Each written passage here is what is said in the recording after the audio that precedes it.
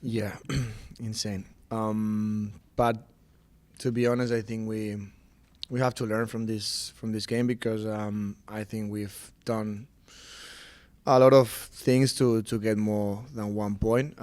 We had a lot of chances, but you need to end the game. If not, we know in this league with 1-0 is not enough, especially the last 10-15 minutes.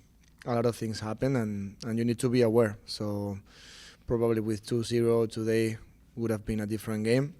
And when you are conceding and not scoring, you are playing with fire. And for the future, I think it's going to be a great learning for the team. But honestly, if you see, the whole game, I think we can say that we deserved today to win the game. Kind of speaking of through the second half, there was a lot of frustration from refereeing decisions, a couple breakaways that didn't get converted, a few other things that were just, it seemed like throughout the team there was a little bit of an emotional frustration that was feeding more scoring chances, but also maybe causing some problems. How do you think the group was sort of dealing with the frustration to navigate the second half?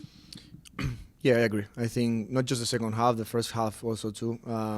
A lot of emotions, and we are trying to get better on that because sometimes you cannot control a lot of things. External factors like referees or opponents or other situations are difficult, and you need to manage whatever you can manage. And your emotions, your thoughts, that's something that we have to manage to have a better performance. Obviously, that's on us. And for example, the first half, I think we were rushing too much, trying to attack super quick. Obviously, we are very dangerous in transitions, but sometimes you need to be a little bit more patient on the ball. Because if not, again, the games are getting so transitional, and that's not what we want during 90 minutes. And second half also with those factors, so obviously it's not easy to manage, but we need to learn because, again, thinking about the future, we need to be able to play under pressure, maybe through adversities, and just trying to control what we can control. Go behind. Buenas tardes, Adrián. Felicitaciones en la victoria. En el partido el equipo tenía varias oportunidades varias chances de gol y de ampliar un poco más la ventaja, pero no pudieron a concretar esas oportunidades en el último toque. ¿A qué se debió esos factores y pudo haber cambiado un poco más el resultado de que vieron hoy? Pues sinceramente no lo sé, porque y si lo supiera que sería maravilloso, pero el otro día, por ejemplo, marcamos 4 goles, hoy nos ha costado un poquito más. En un partido de fútbol hay muchísima complejidad y muchos factores que intervienen. Las mismas jugadoras a veces, pues por lo que sea, encuentran más facilidad para marcar, otras veces no. Pero creo que lo importante es que seguimos generando ocasiones y sobre todo ocasiones muy claras. Entonces eso es algo a tener en cuenta. Creo que el equipo tiene esa seña de identidad, que podemos atacar de diferentes maneras y cada partido creo que estamos mejorando en generar diferentes ocasiones de gol con distintas jugadoras y a partir de ahí pues bueno, seguir mejorando, seguir intentando sobre todo tener la capacidad de marcar más de un gol, porque como decía antes, pues en esta liga con 1-0 no es suficiente. Creo que también hay que mejorar un poquito en manejar los últimos minutos y a partir de ahí pues bueno, pues seguiremos viendo a ver qué podemos mejorar y seguir preparando el equipo. Y el último del partido de Roscoe Asi, ¿te recuerda un poco de cómo terminaban varios de los partidos de la temporada pasada? La verdad que sí. Le decía a un compañero ahora que no sé por qué, pero en esta liga ese tipo de situaciones pasan mucho. Goles en los últimos minutos, si todos vemos los partidos cada semana y del 80 al 90 hay muchísimos goles. Por ese motivo, ¿no? Al final creo que hay que madurar un poquito más el partido, tener un poquito más de control sobre todo en que no pasen tantas cosas como hoy, que no sea tan caótico los últimos 10-15 minutos, porque a partir de ahí pues bueno, puede pasar cualquier cosa. Hoy ha pasado pues bueno, que hemos podido marcar, otro día a lo mejor no marcas y te vas con un empate que quizá te sabe a poco, o otro día a lo mejor puedes perder un partido por esas cosas. Entonces creo que es un aprendizaje de cara al futuro. Gracias. Go right next to you. Hey, John. You've talked about getting this team to peak at the right time. As a coach, how do you facilitate that? Are there past experiences that you draw on that inform that approach? Well, knowing that the league is so long, and obviously you are going to go through different peaks, and knowing that also having that break in summer, I think we kind of like reset a little bit what we wanted, trying to get our basic things again, our principles, try to bring as many players as possible. So I think we've increased the availability also, and that helped us to have more options, and everyone is involved, everyone feels that they can participate, they are important, and as a team, getting in this moment with many options, with different players, different lineups, and players that can have also a huge impact in the second half, that's something that I think is powerful. We've been working to achieve that. Obviously, we all know what we want during the training sessions. The game plans are super clear. They are executing in those games plans really good. And right now, it doesn't matter who plays, if that makes sense. And I think, with time, knowing the players a lot, what they need, what they can also bring to the team, and try to optimize those relationships between them, and then it's because of them. They express their talent. We just try to help them to find some solutions during the games, try to put them together, and create that environment where they can express how good they are. I'll go. Adrián, coach, felicitaciones por que ganaste. Gracias. Fue un partido bastante no apto para cardíacos. En el minuto 95, pues vimos a Delfín Cascarino, que ella fue la que marcó este gol. No lo esperábamos porque realmente Washington Spirit es un equipo que estaba muy fuerte, y después venimos a marcar ya el último gol en 3 minutos después, en el minuto 98. ¿Qué nos puedes decir sobre este gol y bueno, y también por el gol de la victoria? Pues un poco lo que comentaba tu compañero, ¿no? Creo que es un aprendizaje importante porque al final creo que con todo lo que el equipo ha hecho durante el partido, pues sabía a poco, ¿no? El 1-0 y hay que ir con cuidado porque en esta liga sabemos que cualquier equipo puede marcar. Sobre todo en los últimos 10-15 minutos pasan muchísimas cosas, los partidos se vuelven un poco más locos, hay muchísimas ocasiones y ahí creo que tenemos que controlarlo un poquito mejor. Bueno, sabemos del nivel que tiene Cascarino, evidentemente era una jugadora que teníamos en cuenta para poder defenderla bien. Bueno, han podido empatar. Al final, cuando tú llegas tantas veces a puerta y no finalizas esas situaciones, pues puede pasar lo que ha pasado hoy. Al final es un poco como jugar con fuego, ¿no? Y no finalizar todo lo que estás generando y pues a veces te puedes quemar y hoy nos ha faltado muy poco para quemarnos.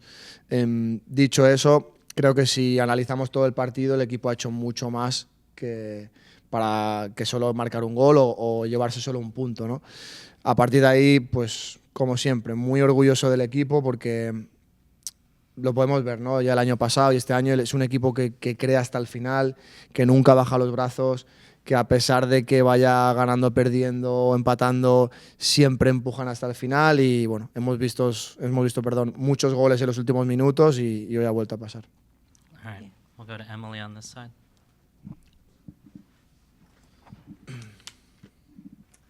Thank you, Coach. This is a little bit more of a philosophical question because you've been with the team for the last 2 years, but curious your personal perspective.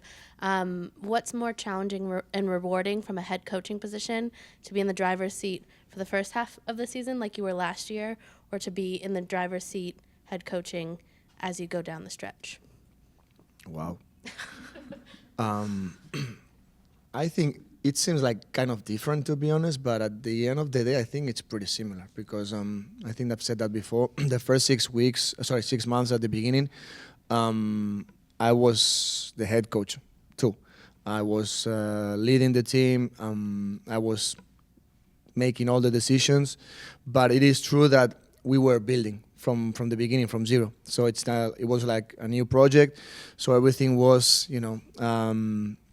ready to be built, if that makes sense. So players at that time, they were super open-minded, just absorbing everything.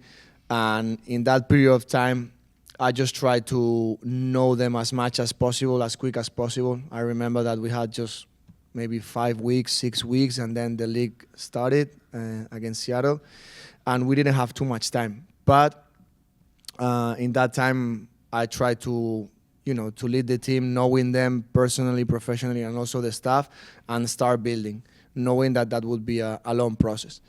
Right now, obviously, because of the last year and a half, I think I know the players very good, again, both personally and professionally, so that makes everything easier. Obviously, with that break, kind of that reset, I knew from the beginning what we needed, what we have to achieve, to get the results that we are getting now, and try to optimize their performance. So it was easier, but obviously the situation is different because one thing was building the project from the beginning, and now it's like ending the project and try to get the team in that peak, ready for the playoff. Different, but in terms of leading, I think it is quite similar. Thank you. Andre. Hey, Adrián, thanks for speaking with us, and congrats on the win. I have another philosophical question. I like philosophical questions. Wondering about the second half specifically, because that seemed to be when a lot of the frustration was boiling over. There were a lot of little fouls, or touch fouls called. There were a lot of other little fouls from San Diego, and then, of course, they score. How do you approach as a coach from the sideline, making sure that emotions stay calm enough to where nobody gets a red card or does anything or stays kind of in the game so that you can go ahead and get in positions to win it? That's a good question. Sometimes it's hard, to be honest, because of the noise, so you cannot communicate with players.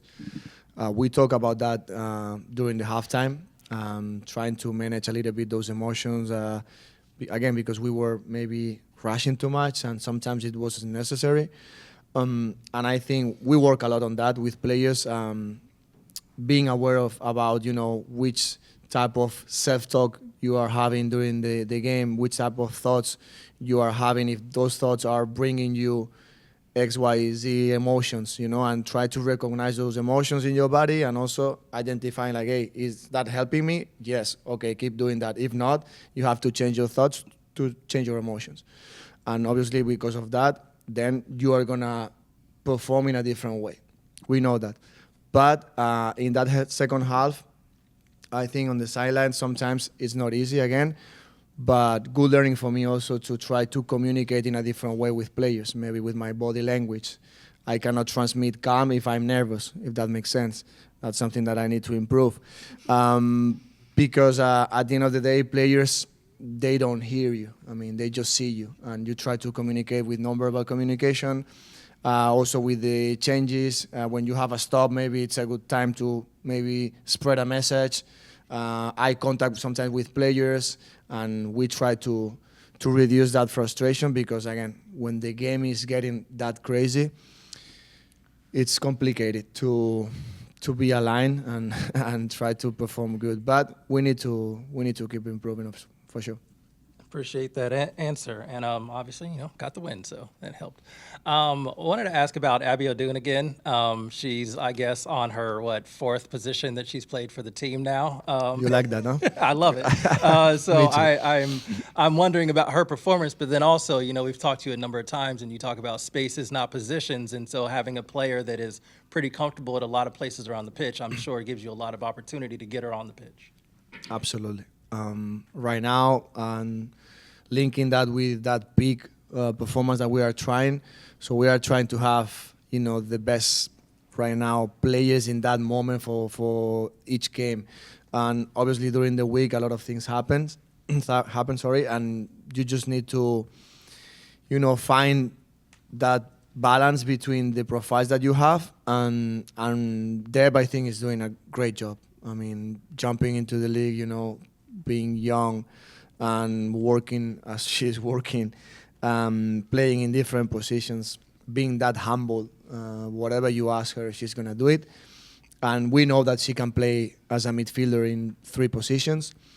But starting wide today, that allows us to have maybe an extra player there, sometimes going inside. We did that today, and that creates space outside, maybe for Trin, for Lacey, and obviously in terms of rest defense, if you lose the ball, having Hal Deb inside helps you a lot. So yeah, I'm trying to get new experiments a little bit, knowing that she's able to. It's a matter of time to get those exposures. Obviously, she hasn't maybe joining the back line too much in her career. Defending the box, she needs to improve a little bit. But if you have a player like that she's that open-minded and also that humble, she's going to learn super quick. And that's a huge strength for the team because, again, she can play in different spaces and she can help the team in a different way. So that's an extra strength that we have. I did ask her in the mix zone what position is next, so she said goalkeeper. So No. We are covered. Hey, Adrian, congrats on the win. I just wanted to touch a bit on your thoughts pre-game and during the game of your lineup and moving players around. Touching on Deb a bit, she was at right back. Cantori was on the bench. You only brought on 2 subs during the game. I just wanted to know your thought process behind all of that. Yeah. Well, outside back or wing back, whatever you want to see it, because today we wanted to have 3 players building up, especially Esti and Gabi, and having Deb and Rose as a wing backs, but obviously sometimes she was as an outside back, sometimes was going inside. So again, it's kind of difficult to define the position, but what we wanted with her was that have the versatility to the goal. For example, if she has space, she's able to run just to take off, and we've seen that we wanted to create also those 2v1s with her Trin against the fullback on the left, sometimes with Croy and Rose, and she's able to give that to the team, but also she's able to be inside. And as I was saying, that give us a lot of attraction inside and giving space for other players to be wide. For example, Trin or players that they have good 1v1. And then during the game, obviously, we had maybe options to sub a little bit early, but to be honest, I didn't feel it because the team was pretty, compact. And Monday was doing a good job, but yeah, maybe Sofia could have maybe been a little bit early. Something to consider. And then I was thinking about Rebe because they were starting playing long balls, and we were thinking to put her as a midfielder because I didn't want to touch a little bit. The back line, when the game is like that, it's difficult to make changes there. But maybe inside with Hal, she could have helped us to protect maybe those long balls and have an extra player there a little bit more physical. So something that I wanted to do it, but when we just noticed it was kind of late, and I didn't want to add an extra minute because I've heard that it was 7 already. I was like, whoa. But something to learn because, again, when you are 1-0 like that and teams that are just starting playing long balls, you need to protect yourself too. They were pushing with a lot of players in front, and that was maybe something that we could have done. And it's now your 5th game this season with an equalizer or a winner in the 80th minute or past. Can you just speak on the resiliency of this team and just getting up the pitch, scoring these late goals? A lot have happened recently. I didn't know that. That's a good stat. Not for my heart, but yeah. I think it shows the identity that we have as a team. We are very ambitious, super competitive, and you can see that during the training sessions. They hate losing.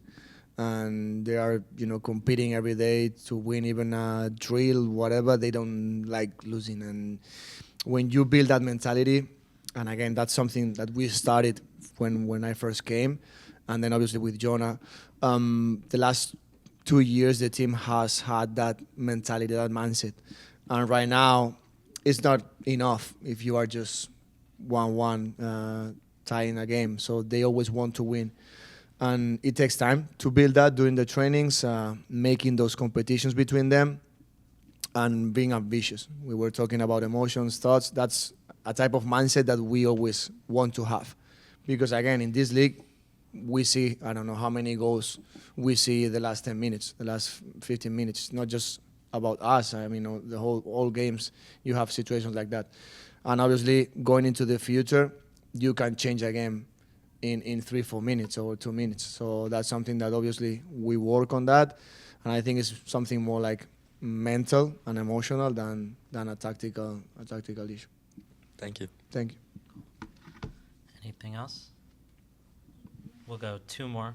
One here, then Jason. Coach, la semana pasada fue una goleada, esta semana fue un juego más ajustado. ¿Cómo este equipo tiene la virtud de ajustarse a cualquier tipo de juego que el oponente le ponga al frente? Pues sí, habla un poco también, ¿no?, de esa resiliencia y de esa capacidad de adaptación, porque bueno, ojalá pudiéramos ganar cada partido por goleada, pero sabemos la dificultad que hay en la liga. Hoy, por ejemplo, San Diego a mí me parece un grandísimo equipo con jugadoras muchísimo talento, sobre todo con balón y bueno, sabíamos que no iba a ser fácil. A partir de ahí el equipo, relacionándolo un poco también con esa ambición, esas ganas de ganar siempre, creo que bueno, cuando el resultado está también un poco más abultado, el equipo sabe estar también ahí, sabe, bueno, sufrir a veces, ¿por qué no?, o estar un poquito más sin balón y también, pues bueno, defender esas situaciones. Evidentemente que es algo que no queremos siempre, pero te va a tocar, porque los otros equipos también juegan muy bien y hay momentos en el partido que por lo que sea, a nivel emocional, quizá te vas un poquito más atrás o empiezas a lo mejor a perder balones o el equipo rival lo está haciendo bien y te empuja ahí. Tienes que también saber estar ahí y defender ese resultado.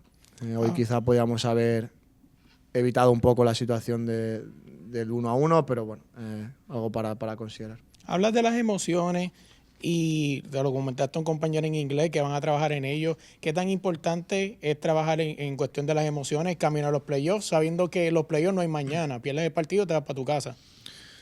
Sí, sin duda. No vamos a trabajar ahora a nivel emocional por lo que ha pasado hoy. Venimos trabajando a nivel emocional los 2 últimos años. Es algo que a mí personalmente me apasiona, le doy muchísimo valor e importancia, sobre todo que la jugadora sepa identificar, ¿no?, lo que está pasando. A nivel mental, qué tipo de pensamientos está teniendo, qué tipo de diálogo interno hay ella consigo misma. Y eso que provoca a nivel emocional. Sabemos que cualquier pensamiento luego viene implícita una emoción y hay a veces que no es tanto por lo que pasa afuera, sino por lo que nosotros mismos nos decimos, ¿no? Entonces, a partir de ahí sí que hay un trabajo detrás de reconocer eso y de gestionarlo, pero evidentemente hay muchísimos factores externos que no puedes controlar y bueno, hoy otra vez el partido se ha vuelto un poco loco y eso hay que gestionarlo, porque como bien dices, en un playoff no vas a tener a lo mejor mucho margen de error y hay que cuidar esos detalles. Se habla de los playoffs, pero hay algo que no se toca mucho y es que todavía hay oportunidad de quizás jugar los cuartos de finales aquí en casa. O sea, ¿qué tan importante es seguir ganando los partidos que quedan para asegurar ese juego en cuartos de final aquí? Sí, es el siguiente objetivo. El primero era evidentemente asegurar los playoffs.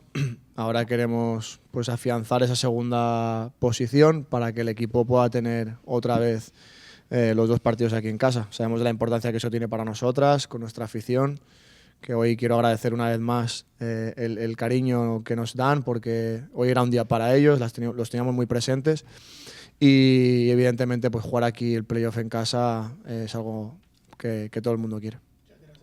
Last one, Jason.